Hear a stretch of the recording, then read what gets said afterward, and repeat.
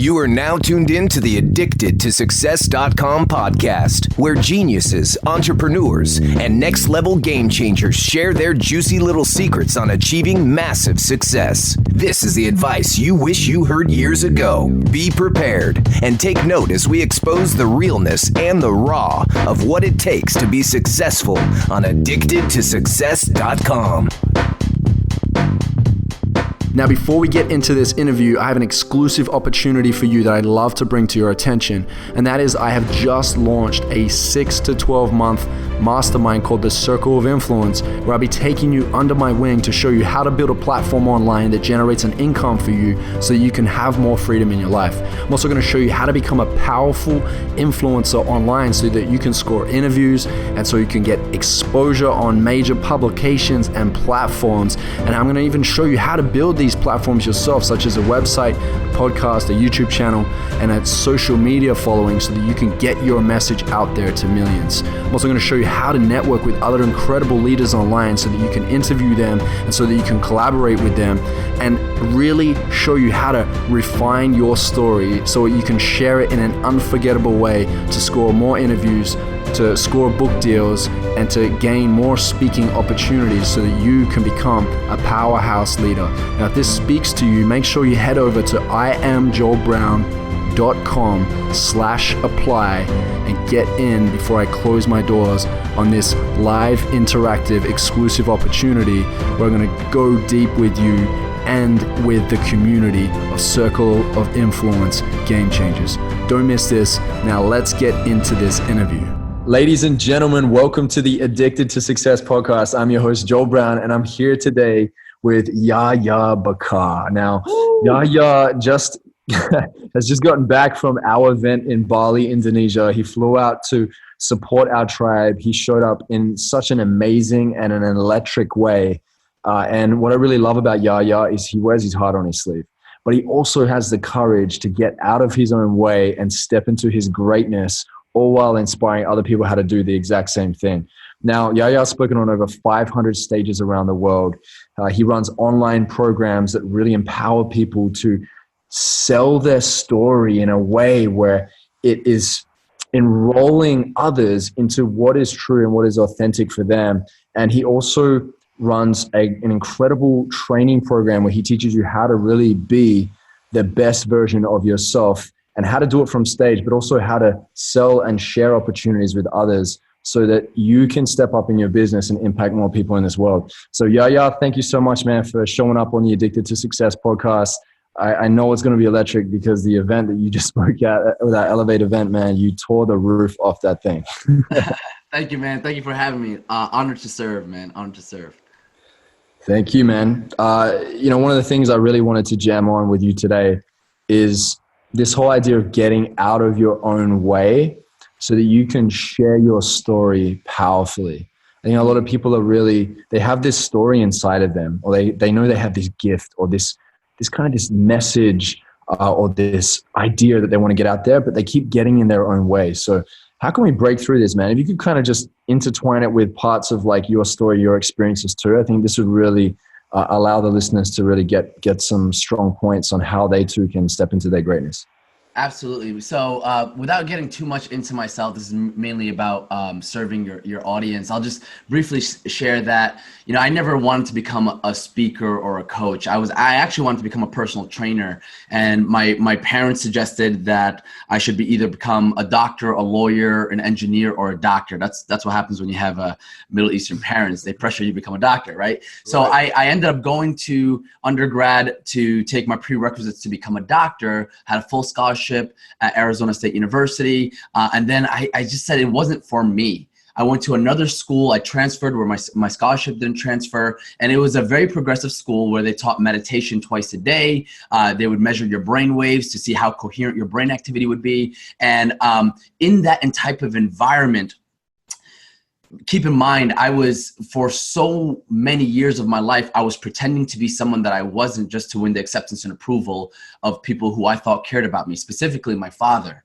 And I was just walking on eggshells all the time, maintaining the facade, maintaining the lie, just because I confuse love with adoration or acceptance. And so when I went into the school where they taught like meditation, I got the opportunity to discover more of my own voice, more about who I am. I was put in an environment where I didn't have to succumb to the opinions and the opinions and suggestions of other people and what they wanted for me. So at that school, I realized about one semester left until I was supposed to graduate with my bachelor's degree that this wasn't for me. I didn't want to become a doctor. This was mainly for my parents. And then I dropped out of college. I went back to New Jersey where I was living at the time. And I told my father, and he basically said, hey, you got to go back and finish what you started or you're not living in this house. And so my friend heard about my situation. He invited me into his home and he was like, dude, I think you should become a motivational speaker and life coach for young people. Now, obviously I'm leaving out a lot of details for the sake of time here, but he suggested I become a speaker and coach. And so from that moment, he basically said, listen, man, you have a positive attitude. You like helping people and you have a big ass mouth. Might as well just share your message and help people. So I was like, all right, cool. So next day I went on Google and I typed in motivational speaking and life coaching programs for young people. After doing some research, I found two programs. One was a speaking program. The other was a coaching program by Tony Robbins. And I found out that it was a total of like $9,000 US. And I'm like, whoa, like that's a lot of money. You know, I have $50,000 of student debt. I have no job, no degree. I have $47 in my bank account and I'm living at my friend's house, you know, because he's taking care of me for now. Where am I going to get that money? So I got super resourceful because I watched a video of Tony Robbins on YouTube called Resources versus Resourcefulness. And it basically says it's not about having the money. It's about getting resourceful. If you have the energy, you have the drive, you have the will, you have the mindset, you can get what you need to get done. At the end of the day, we're all paying a price. Whether we're paying a price with our time or money, we're always paying a price. And so I was like, you know what? I'm just going to do whatever I can. Long story short, I got super resourceful, ended up raising $9,000, one from getting donations for about $4,000 and the other is getting 2 jobs. And I share this to prove a point here. After I took all that money, I put it all into the coaching programs, both the speaking and coaching program. Within 1 year, I launched my speaking career.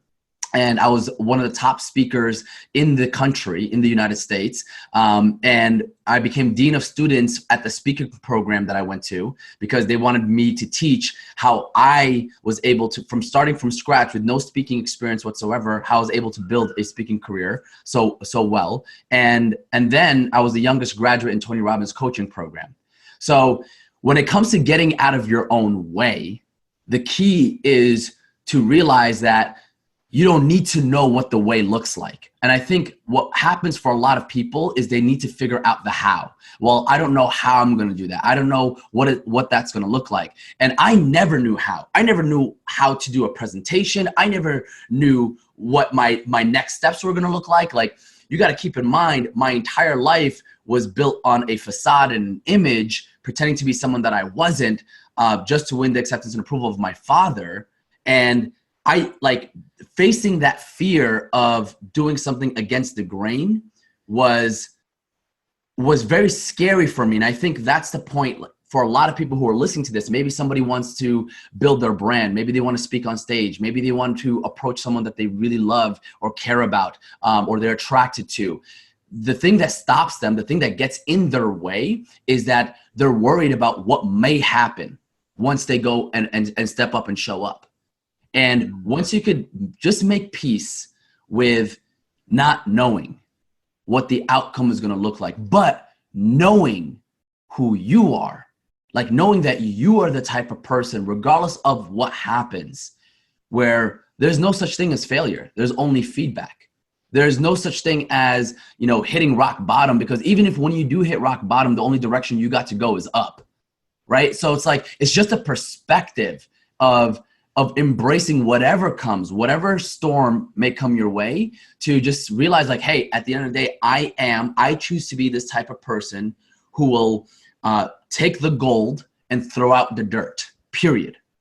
And when you have that mentality, when you have that mindset, you become unstoppable in your business, with your brand, in your life, in your relationships. Regardless, you just become so magnetic because of how you decided to show up for yourself.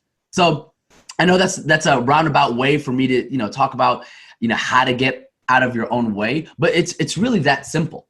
And what I like to encourage, whether my clients or my followers online, it's, listen, the things that make you human are the things that make you influential. And so many people, they're afraid to showcase their vulnerability because they see it as a weakness.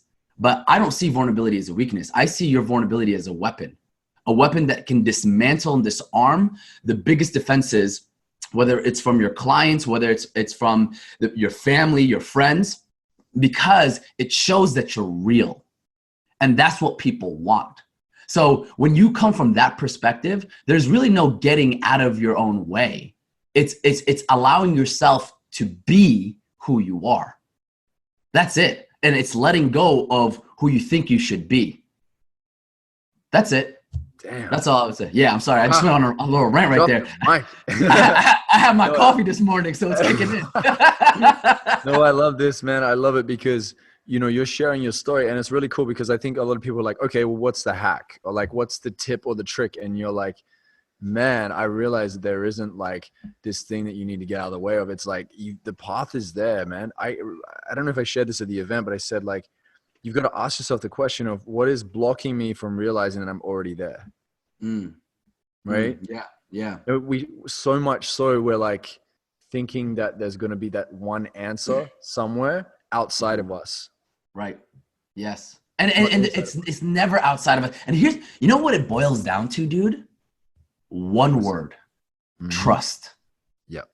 Trust. That's it. It's so funny. The way that I built my family life, the way that I built my businesses, it's all based on one value: trust. Trust for me stands for 5 key traits that, like, if I'm going to be like building a team or whatever, like they'd have to go through this filter.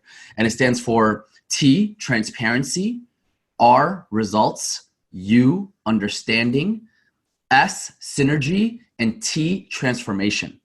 In order to get to those 5 key traits, you must trust yourself enough to be able to attract the necessary people, places, and opportunities that can build your vision and your mission.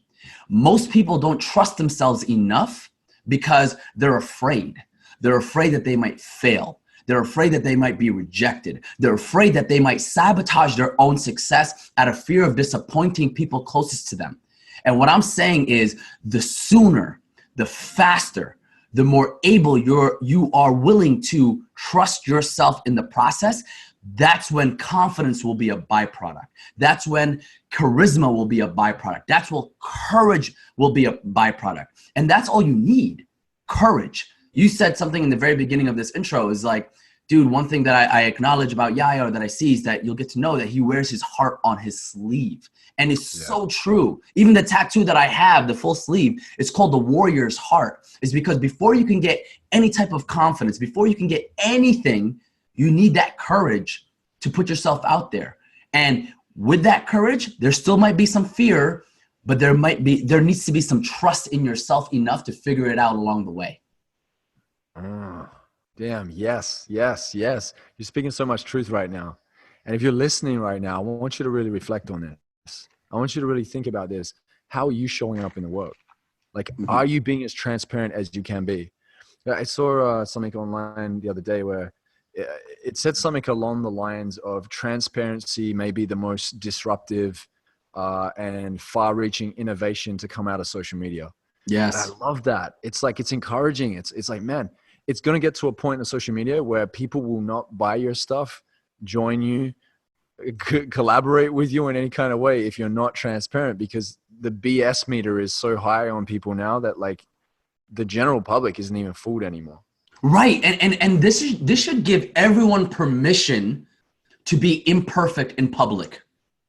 It's so funny when I coach clients, whether it's about building their brand or whether they want to build 7-figure coaching and speaking business, regardless of whatever it is, right? They almost come with this expectation that, okay, so how do I need to position myself and what do I need to present myself like? And what I do is I do my best, and I'm not perfect at it, but I do my best to give them permission to be imperfect, but it in the right context publicly.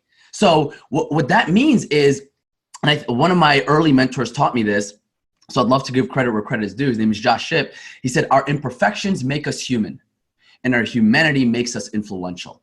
And I like to believe, I love to believe that if there's something about you that you are ashamed to admit or that you can't fix, feature it. If you can't fix it, feature it. Because the very things that make you awkward, you need to acknowledge it, because that will make everyone comfortable around you. And what more people are looking for, like even when it comes to business, people don't do business with people they don't trust. And the fastest way that they will trust you is by you showcasing your humanity, your vulnerability, your authenticity, your transparency, right? Because now they see like, oh, okay. And you see it happening in social media. Like right now, all the people who would like, you know, and I have nothing against, because a lot of these people are like my colleagues and my friends, you know, they would showcase the Lamborghinis, the cars, like even like all that kind of stuff. And it's almost as showcasing the highlight reel, right? But it's so aspirational that they don't feel like they can reach that. And what's happening now with a lot of companies, I don't know if you've experienced this, Joel, or seen this behind the scenes, but a lot of these big companies who used to pay influencers who have huge followers and, you know, they had the perfect, you know, Instagram feed and the way that it looks so amazing. Now they're shifting to focusing on quote unquote the smaller accounts who actually have way more trust, loyalty, and engagement within your tribe. Yeah. And probably because a lot of these accounts have fake followers too, right? It gets to a point, you know it too, right? You see it, you can see the engagement rate is off. Yeah. They have hundreds of thousands of followers, but then they have like 1,000 views on their videos. It's like, wait a minute, that doesn't even make sense. Yeah. Yeah. And it's so some of funny. these big accounts, you can't really tell. If they're in the millions, you can't tell how many fakes they've bought. So these companies are getting smarter at picking this, and they're asking them to send screenshots of the plays on their Insta stories. They want to see statistics. They want to see their insights. It's good. It's good, man. It's weeding out the BS. Yeah. One of the things I was going to say to the perfectionist thing that you were talking about before, it's really funny, man. I was in Sydney. This was about 3 years ago. And I had this really nice white crisp tea, and I go to this juice shop, and they have coffee there. And so I grab myself a coffee, and as I'm walking towards back towards the counter to put a lid on my coffee because I was leaving, my sunglasses fell off my shirt, and I went to catch it with my arm that I was holding coffee in, and I spilled coffee all over the front of my white shirt. And it's so funny because Emil and I were running a program around confidence at the time. And I messaged him. It's called Master Your Confidence. I was like, dude, how's this? Master Your Confidence. Now I have to walk down the street in the middle of Sydney in the city to go and get a new shirt now because I'm like a spilled coffee. He's laughing his head off. And I was walking through the street. I didn't end up buying a shirt till about 2.5 hours later. I actually started falling in love with this whole process of walking down the street, and people were looking at me and looking at my shirt. But I like got used to it to the point where I was like, whatever. And eventually got one because I needed to go speak somewhere. But I love that. What I did was with my client, she had this perfectionist thing. So I told her, I want you to go and pour red wine on an item of clothing, and I want you to walk down the street and rock this out for an hour. And she filmed the whole thing. She did it. That's awesome. And it supported her in breaking through her perfectionism. And I love that because it's like, that's human, right? It's like we make mistakes. We spill things. We don't say the perfect words. And even you and I, when we speak on stage, not everything is crisp. You know, we can get better and better over time, but we still say and and like, and, you know, sometimes natural. And people are receiving that more and more nowadays. It's more relatable. And I'll just to add to what you're saying, it's the person who's the most comfortable with their own emotions, with their own imperfections, has the power to influence others the most. Yeah. And influence. Yeah. And it's like, just be comfortable with who you are, with where you're at. Like I am so comfortable with who I am because I'm confident in where I'm going. And just so you guys know, this is not about boasting or like, wow, this guy's too into himself or anything like that. Like, I want myself to be a great example of what's possible for you. Doesn't mean that you have to be super high energy, because I'm not like this all the time. I'm just like, the coffee's really kicking in. But like, like honestly, it's whoever I am, wherever I'm at, like, how can I be the most unapologetically version of me? Like, I want to be unapologetically self-expressed and give other people permission to be themselves and unconditionally love themselves. Because the sooner we can come to that point, the faster we'll be able to help other people.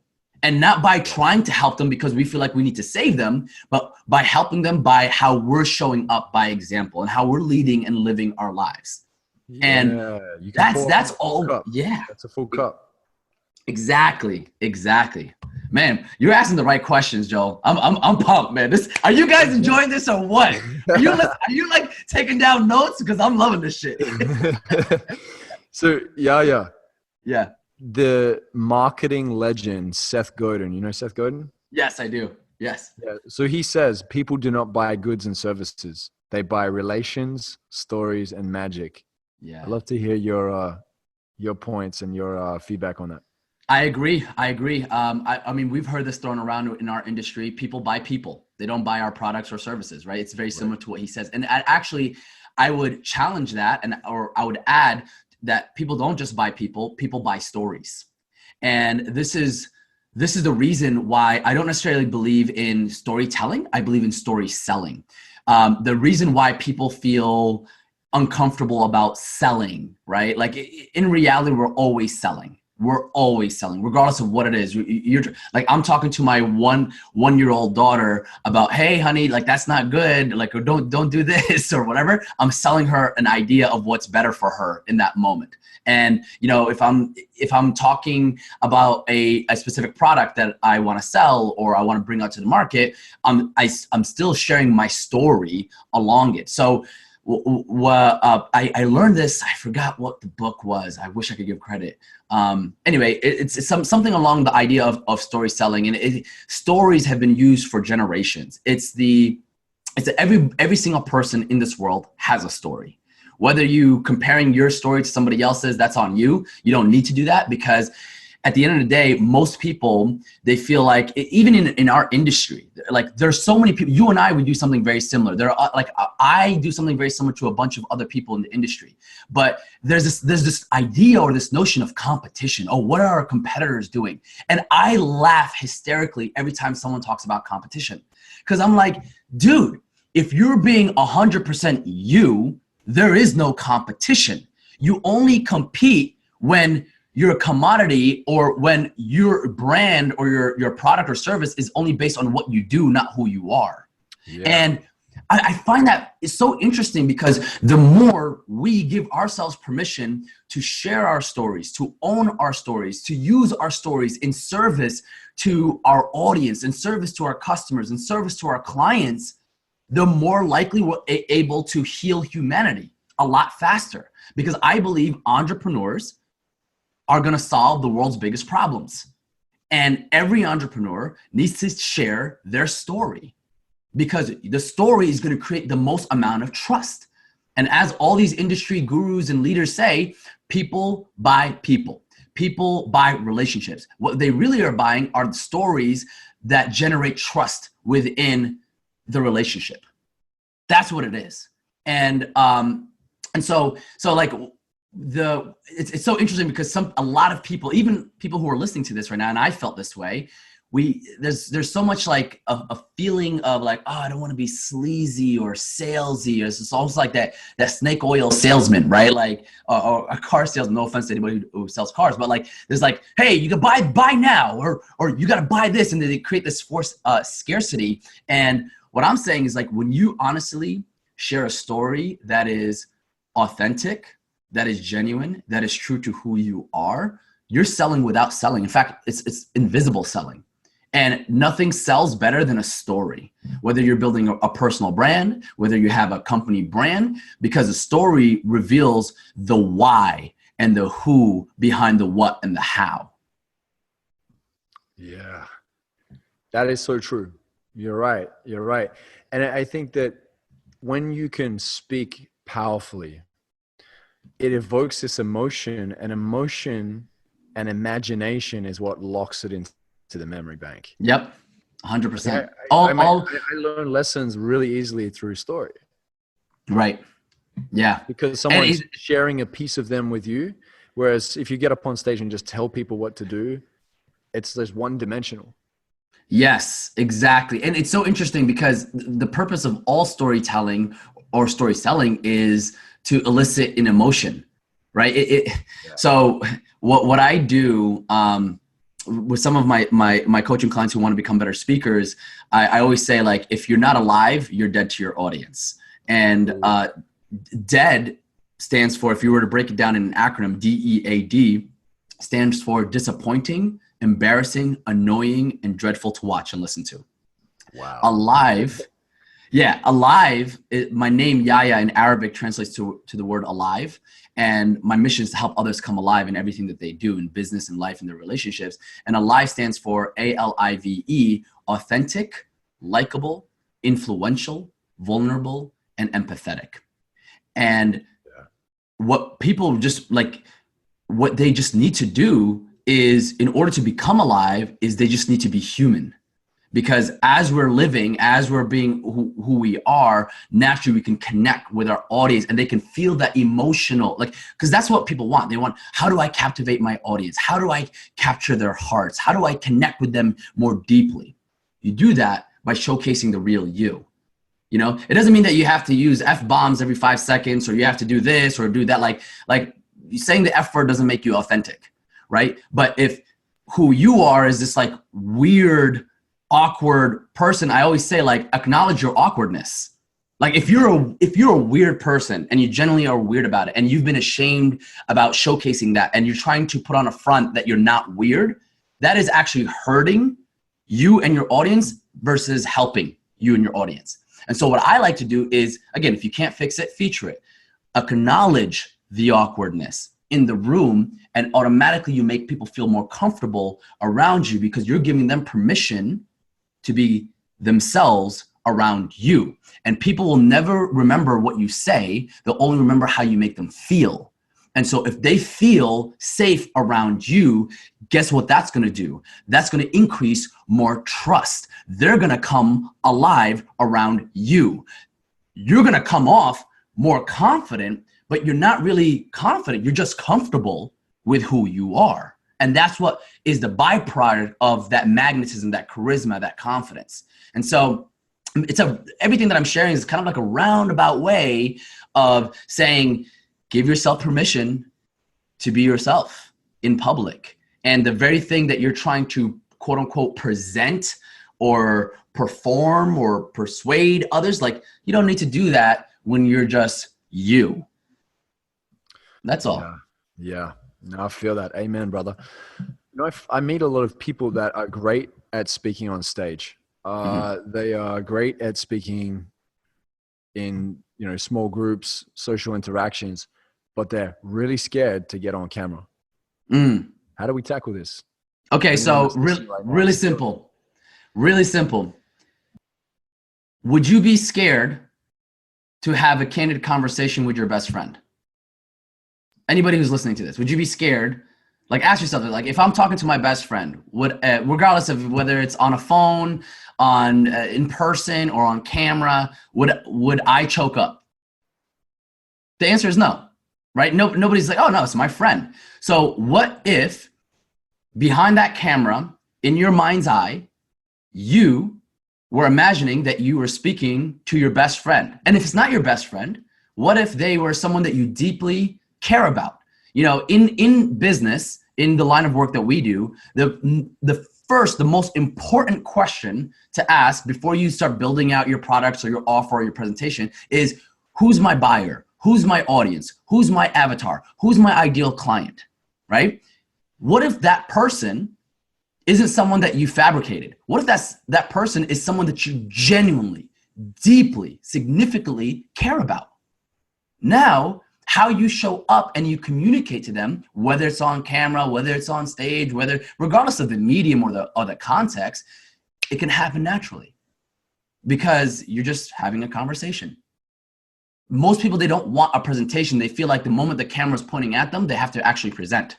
No, what most people want is a conversation. They don't want a presentation. People want a conversation. And that conversation, so this is like a little formula that I have. I call it the 4 C's, right? C number 1, context, right? Identify what the context is and set the context in the beginning. Key number 2 is connection. Establish the connection by sharing your story, by sharing why you care about them and how you understand what they're going through. Third key is content. Share what you know in your head. After you capture their hearts, then share what's on your mind. Don't just go right into the content. And then 4th C, convert.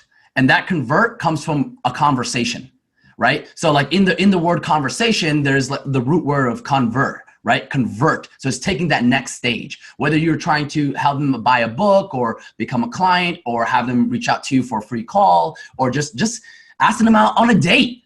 This is the process. Regardless of who it is, this is psychology 101, regardless of the medium, whether it's on camera or on stage or in person. And so I challenge and I invite every single one of you, if you're telling yourself or you're selling yourself the story that, I just hate being on camera because it feels so awkward, ask yourself, would you feel the same way if you were FaceTiming or doing a video call with your best friend, your family member, someone that you deeply care about, a client that you deeply want to serve because you feel for them? Of course you wouldn't. So the sooner you can let go of that story and start selling yourself the truth and the reality of what's possible for you, the faster you'll be able to serve and show up more powerfully. Brother, I love that breakdown, the 4 C's. It's so good. You got a lot of great frameworks and structures there for us to follow. So thank you, man. Listening right now, make sure you write these down. Go back and listen to it again if you need to note this down and have it, like stick it up on the wall, put it on your wallpaper, on your smartphone, whatever you need to do to remind yourself of these and practice living in it. Because that's the key, right? Is to practice. Yes. Yahya, you are obviously a very dope, powerful speaker. Hands down, without a doubt, right? Thank you. What is your other superpower? I love that. Nobody has ever asked me that question. That's a great question. I was thinking about this, is giving people permission to be unapologetically self-expressed and unconditionally love themselves. That I feel like. How do you find yourself doing that? By calling myself out. Like by catching myself when I'm putting on a facade or pretending to be someone that I'm not, just to impress others or to gain some form of validation, acceptance, approval, or applause. I'm very quick to call it out. And because I'm so comfortable in doing that, because it's not to impress other people, it's because I know what my standards are and I know who I'm being and who I'm not being when I move into that direction. So it's it's just, I'm just so good at like calling my own BS, right? The BS by belief systems and the bull that's not serving me and who I am and who I'm destined to become. So because I do that so unapologetically and I basically wear my heart on my sleeve, like moment to moment, other people naturally feel like, if he can do it, then why can't I? And so yeah, I would say like that would be my superpower, is just being able to just be who I am and give other people permission to be themselves. Such a noble virtue, man. I love it. And you're always doing it, right? It's you're never fully there. It's just you keep going and keep implementing. I love saying like I'm a masterpiece that's a work in progress. Like living legend. But this is I would like to leave you guys with this. I don't believe in self-improvement as much as I believe in self-acceptance. There's a quote by Dr. Robert Holden. He says, "No amount of self-improvement can ever make up for a lack of self-acceptance." And this really hits home because for so many years, I've been in the personal development world since I was 15 years old, studying, reading, being a part of it in the industry. And I almost got caught up in becoming like a self-help junkie. I buy books, but I'm not trying to increase my self-esteem. I was increasing my shelf-esteem, right? I was struggling with infobesity, which was like inundating myself with too much information, thinking that if I just knew this, or if I become this, maybe I'll be like this, then I can be ready to put myself out there. And what's so interesting is like similar to a seed within the seed, in its DNA, it has a blueprint to become who it's destined to be, whether it's a tree, whether it's a flower, whatever it is, whatever it's destined to be, it has everything it's needed. It's complete. The same way that every single one of us in this moment are already complete.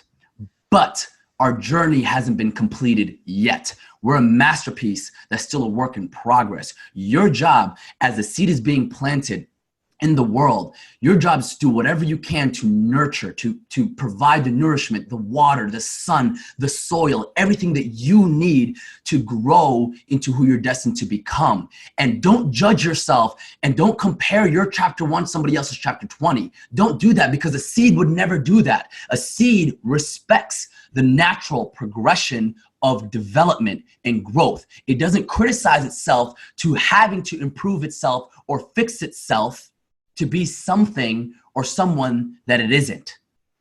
And the sooner you come to know that you are complete as you are, but your journey isn't completed yet, the faster you can step into your purpose. I promise you that. Damn, dude. This is jumped and leaped over buildings in a tall bound. Crushing it, man. I was like, what, like, wow. Okay. You know what's funny? Because every single interview that I do, I don't know if you've listened to a number of mine, but at the end, I always ask this question, and even Tony Robbins kind of tripped on it when I asked him. It's, if you were to deliver your last 30-second speech to the world, what would that last 30 seconds sound like? And I feel like you already did it. That was it. Like, that was it. It was like a 2-minute one, but it has the power punch of a 30-second I love that. mic drop. And I'll just say it. If we're going to end it in a 30-second, I'll just say this. You're enough because you're alive. That's it. That's it. You're enough because you're alive. Anything else you think you need to be or do, that's just a story you're telling yourself. Love that. Love that. Yeah. Before we wrap up, because I know you need to bounce out, where can we find you? And also, how can we be a part of your program or learn from you how to speak powerfully and how to sell your story to impact more lives? How do we do this? Oh, I love it. So 2 places where you can find my work. First, I have a PDF. It's completely free. It's called the 5 Steps to Become a World-Class Speaker. A lot of the stuff that I shared here, you can find it more in depth. So if you're taking notes, you're like, man, what did he say? You can dive in at the PDF. If you go to worldclassspeaker.com/blueprint, you can download the blueprint there. And if you just want to follow what I do, you know, my journey of, I'm a family man. I like to showcase, I'm on a mission to change the direction of my family tree. And I like to share my personal life with people to create a possibility for people out there who maybe don't have the right model or anything like that to see what's possible out there. And you can follow me on Instagram. That's my main platform. And my name is spelled YAHYA. B as in boy, AKKAR. So Yahya Bakkar. You can find me, stalk me there, and feel free to send me a message, letting me know that you came from Joel and Addicted to Success. I'll take good care of you, and I always like to start a conversation from there. Love it, brother. Love it. Thank you so much for jumping in, man. And thank you for being the first guest to kill my flow by already saying the 30-second speech before I get to do it. I made history! It's so funny, man, because like every time I do that question, they answer, and then I just cut it like right at the answer powerfully. But dude, you melted the mic. You did really well. Thank you so much. Oh, thank you, man. And I love you. I love you. I love what you're doing. And I'm so grateful that there are people like you out there in the world who are really making a huge impact and difference. And for those of you who are watching and listening to Joel and Addicted to Success, like, just know not a lot of people who are public figures are who they say they are. I know I've been in that trap before. And Joel, you are who you are online and offline. And I'm just happy that you're a man of integrity, a man of your word. And I'm grateful that you serve in the way that you do. So thank you for having me here, and thank you for allowing me to serve your audience. Big love, bro. Thanks a million. Love Thanks you, for man. jumping on, man. Appreciate you. Peace.